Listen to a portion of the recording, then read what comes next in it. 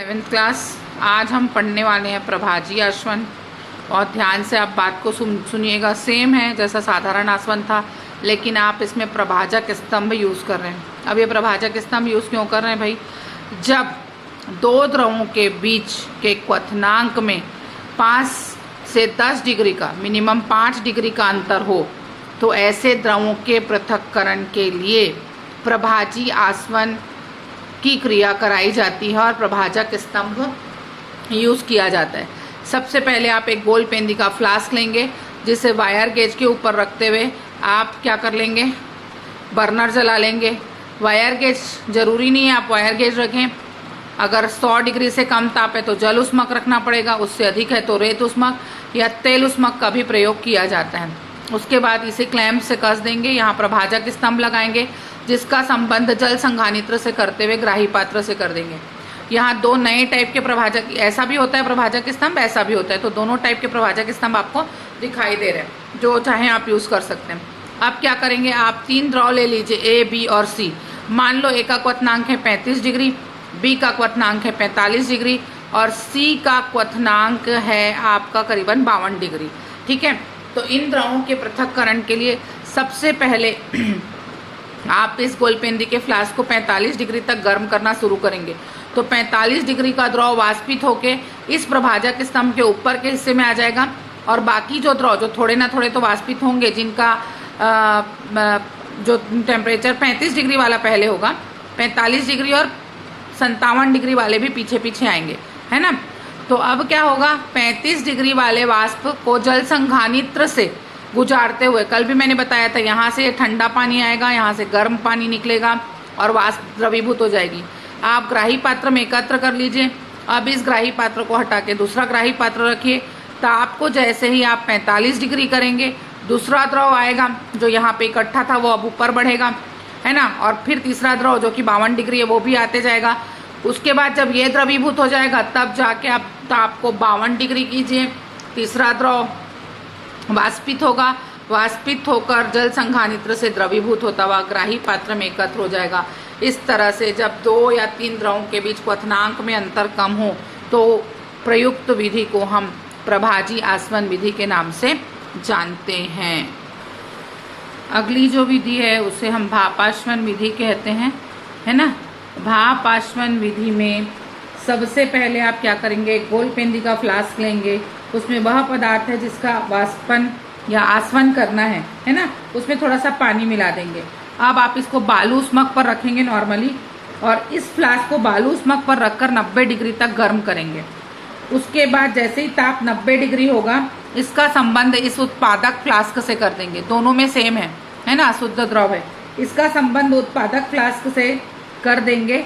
जैसे ही वाष्प फ्लास्क में जाएगी, मिश्रण से वाष्पशील पदार्थ, ये जैसे ही यहाँ से वाष्प, जल का पानी है ना, पानी का वाष्प है ना, जैसे ही वाष्प यहाँ पे जाएगी, यहाँ जो अशुद्ध द्रव है उसको अपने वाष्प के साथ लेती हुई जल संघानित्र में पहुँच जाएगी और वहाँ से द्रवीभूत होकर इसे गुजारा जाएगा। ज़्यादातर एनिलीन है या आर्थोनाइट्रोफिनॉल है या सुगंधित द्रव है, उनका आसवन इस विधि से किया जाता है।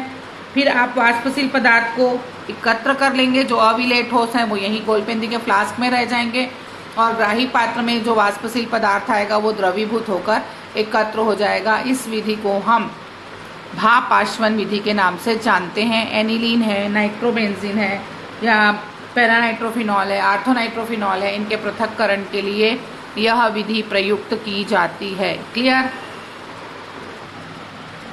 अगली जो विधि है वो है आपका कम दाब पर आसवन।